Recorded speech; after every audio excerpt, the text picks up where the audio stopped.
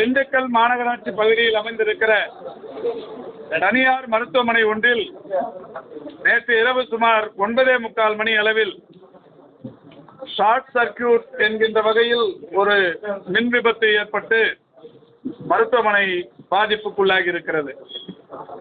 தீ விபத்தினால் பெரிய அளவுக்கு எந்த நோயாளர்களுக்கும் காயம் ஏற்படவில்லை.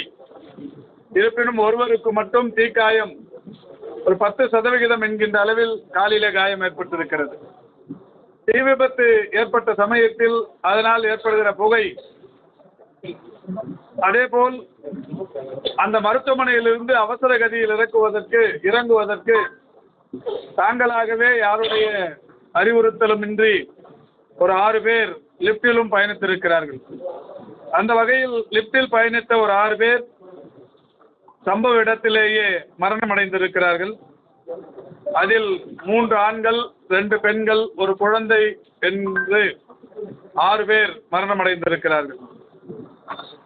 100க்கும் மேற்பட்டவர்களுக்கு புகை சூழ்ந்த காரணத்தினால் பெரிய அளவிலான பாதிப்பு ஏற்பட்டு அப்பொழுது அங்கே இருந்த தீயணைப்புத்துறை மீட்பு வாகனங்கள், 108 ஆம்புலன்ஸ் ஓட்டுநர்கள், வருவாய்த்துறை மற்றும் மாநகராட்சி பணியாளர்கள் என்று ஏராளமான பேரை மாண்புமிகு நம்முடைய ஊரக உள்ளாட்சித்துறை அமைச்சர் அவர்கள் ஒருங்கிணைத்திருக்கிறார்கள்.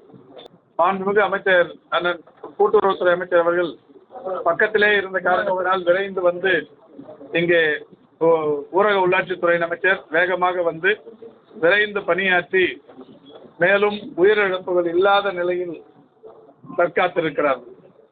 இந்த 4 பேரில் பலத்த காயங்கள் உள்ள 4 பேரில் ஒருவர் மட்டுமே கொஞ்சம் 2-3 நாட்கள் ஆகும் அவர் மீண்டு வருவதற்கு. அந்த நிலையில் சிகிச்சை பெற்று வருகிறார். மீதம் இருக்கிற 3 பேரும் நன்றாகவே இருக்கிறார்கள். மற்ற 31 பேர் லேசான காயங்கள் உள்ளவர்கள், அவர்களும் இப்பொழுது எல்லோருமே மிக தெளிவான நிலையில் இருக்கிறார்கள். இவர்கள் அனைவருக்குமே ஏற்கனவே அளிக்கப்பட்டு வந்த சிகிச்சைகள், இந்த தனியார் மருத்துவமனையில் என்ன சிகிச்சைகள் அளிக்கப்பட்டதோ அந்த எந்தெந்த சிகிச்சைகளில் என்னென்ன பாக்கி இருக்கிறதோ, என்ன சிகிச்சைகள் இன்னமும் மீதம் அளிக்க வேண்டும் என்கிற நிலையில் இருக்கிறதோ அதையெல்லாம் நம்முடைய கல்லூரி முதல்வர் தலைமையிலான மருத்துவ குழு அவர்களை விசாரித்து அவர்கள் விரும்பும் பட்சத்தில் இதே மருத்துவக் கல்லூரி மருத்துவமனையில் அந்த சிகிச்சைகள் தொடரவிருக்கிறார்கள். யாருக்கு எந்த விதமான சிகிச்சை தேவைப்பட்டாலும் இந்த 35 பேருக்கும் இங்கேயே அவர்களுக்கு சிகிச்சை அளிக்க தயார் நிலையில் இருக்கிறார்கள். இப்பொழுது மாண்புமிகு அமைச்சர்களும் அதை சம்பந்தப்பட்டவர்களிடத்தில் நேரடியாகவே சொல்லியும் இருக்கிறார்கள்.